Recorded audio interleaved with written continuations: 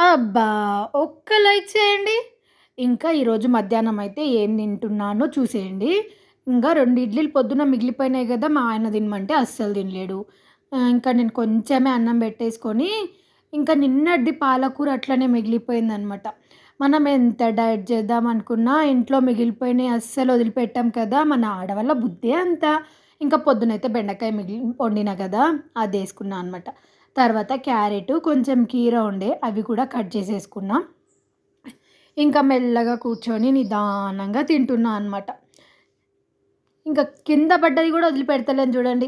ఇంకా మా ఆడవాళ్ళ బుద్దే అంతనా నాకేం అర్థం గాదు గానీ, ఇంకా ఈరోజు మీరైతే ఏం తిన్నారు? ఈరోజైతే నా డైట్ అనగా మధ్యాహ్నం భోజనం ఇదే. బావుంది కదా! మీరేం తిన్నారో కామెంట్ చేయండి. లైక్ చేయండి. సరేనా?